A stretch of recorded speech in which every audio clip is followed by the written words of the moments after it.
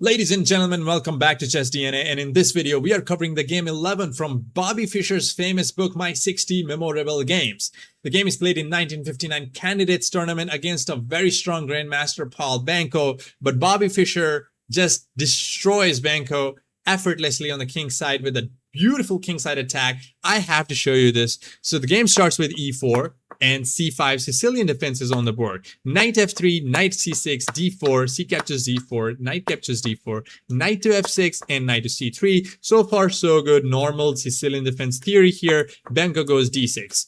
And Bobby Fischer's favorite move, bishop to c4. He loved to put the bishop on c4 because it eyed that f7 square. And important thing to notice here is that if black goes e6 here, then it wouldn't be so wise to put the bishop on c4 because then it would be just biting on granite, would get hit with a d5 move by black. So then you don't want to be putting the bishop on c4. But if black does go d6, then it's very much sensible to put the bishop on c4 because it looks clearly at that f7 pawn, which is a weak pawn in enemy's territory. And Fischer's idea was always to put the bishop on c4 and then even drop it back to b3. So it just stayed there eyeing that f7 pawn for the rest of the game.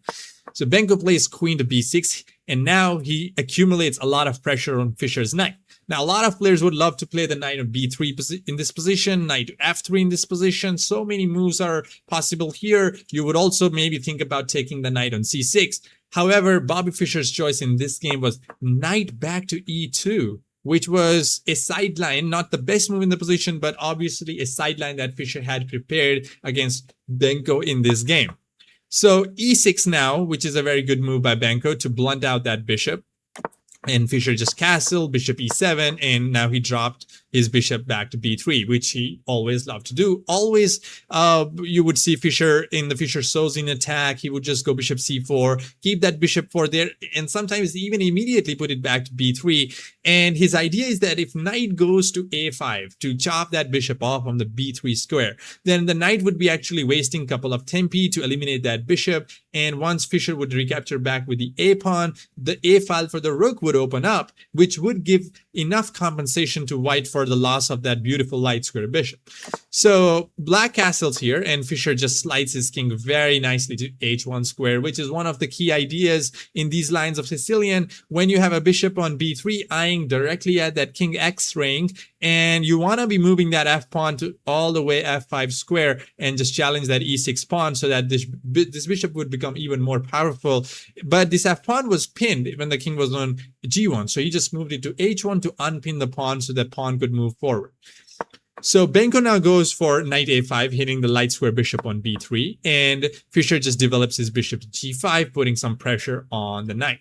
Benko here plays a very cunning move, queen to c5, putting pressure on that bishop, attacking it directly. Now what he wants is Fischer to drop the bishop back to e3 to hit the queen, and he would play the queen to c7, and that would just blunt or neutralize Fischer's attack or slow it down a little bit, because now the bishop is not as actively placed as it was on g5, and then f4 is not going to be as strong. But Bobby Fischer is just a great attacking player. He does not drop the bishop back. He sees through his opponent's mind and goes f4 and starts his attack already.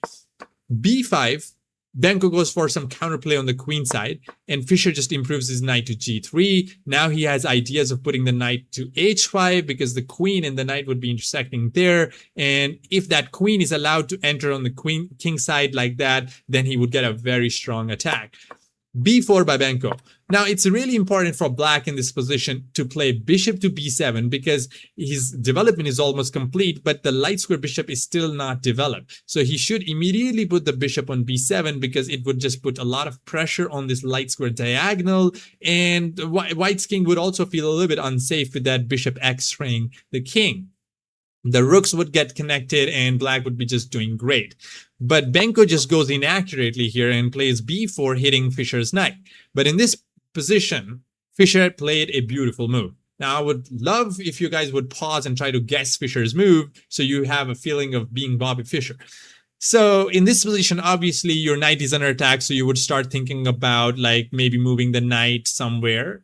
But Bobby Fischer was a genius. He played e5. He knows that his pawns are well advanced and his position is very well developed. All the minor pieces are doing great. Black still has the light square bishop undeveloped. The rooks are not connected. So it is the right time to strike with the e5 break and get the attack going.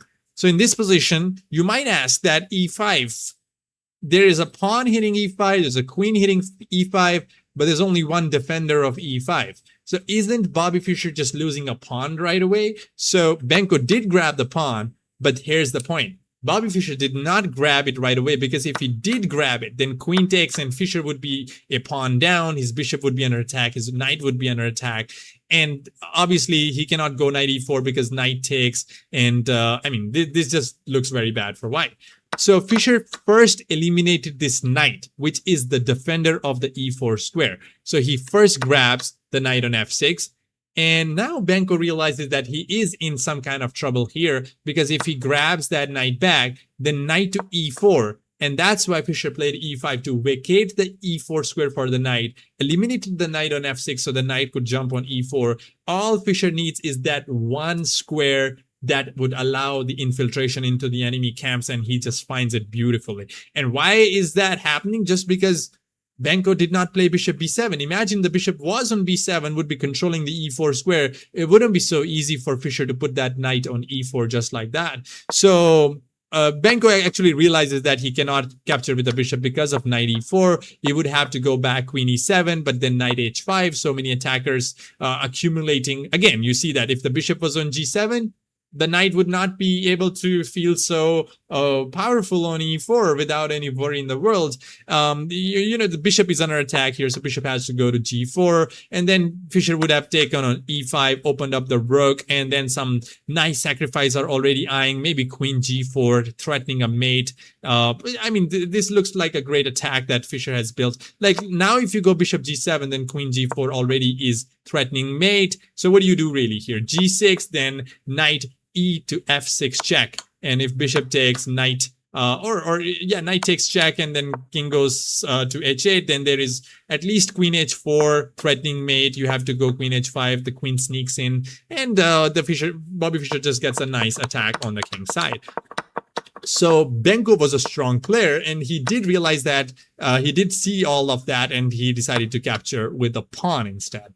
But that does not stop Fischer's plan anyways. He goes knight e4, hitting the queen, hitting the f6 pawn, queen to d4, asking for a queen trade very politely, but Fischer goes for queen h5, declining the queen trade. Whenever you notice your opponent's king side is weaker than yours, your opponent's king is weaker than yours, you don't want to be trading queens. You want to be keeping the queens on the board. Now Fischer has these beautiful knights hitting the weak spots and weak squares on the enemy king side with the queen, the rook, the bishop already looking there. Although the bishop could be taken, but these knights are just excellent attackers in this kind of position.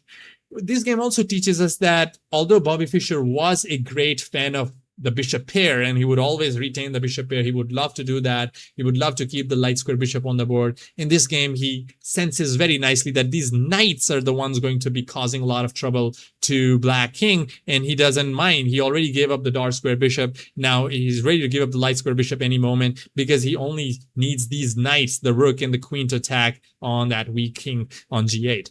So Benko grabs the bishop on g3, and now queen to h6. There is no need to grab that knight back. All Fischer needs is another square to infiltrate into the enemy camps. Queen h6 vacates the h5 square, so the knight could just sit on h5, and then queen to g7 would be mate. So here Benko just grabs the pawn on f4. Now, what else to do here? Benko is really confused. I mean, he has to create that defense on the g7 square, so he starts by removing the pawns, so the queen would diagonally defend on g7, but Fischer goes for knight h5, threatening mate, f5, but now rook to d1, hitting that queen so that it moves away, so Fischer could deliver a nasty mate on g7, but queen to e5, and in this position, Bobby Fischer goes for knight to f6 check. Now, if we go a few moves back just to appreciate the position here, in this position, after knight takes f3, if, for example, in this position, okay, let's go back. In this position, if knight takes on b3 was not played. Let's say in this position, you go e takes f4 already. Then Fischer had planned this beautiful knight to f5, and the idea is to hit the bishop. So now if you take that knight, then rook takes f4. What a move. So that you could just move that rook to h4, and then the mate on h7 would be unstoppable. For example, you just take here, rook h4, and the mate is unstoppable. So amazing, amazing lines that happen to be existing in this game that did not happen because Benko was a strong player to avoid all those kind of brilliant moves. But still, Fischer just got better of him. And throwing the knight to f6 square with a check, bishop takes, knight takes f6 check, and now he's threatening a mate on h7. So Benko had to give up his queen, and then he thought that he could just resist a little bit.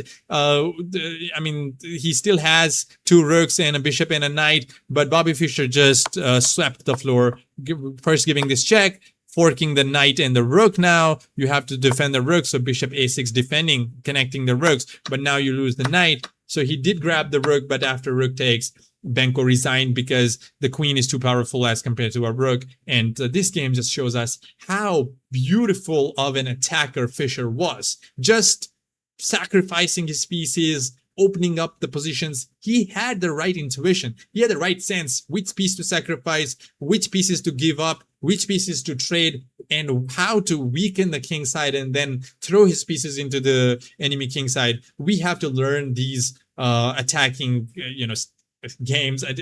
I mean, I cannot, whenever I see Fischer's games, I'm just like super impressed. I don't have any words to explain how great he was as an attacker. So I hope you guys also enjoyed from this game. I'll see you in the next video with the game 12, and we'll cover the whole book in the coming videos. So do subscribe to Chess DNA to learn from Bobby Fischer's great games, and I will bring more content for you guys. See you in the next video.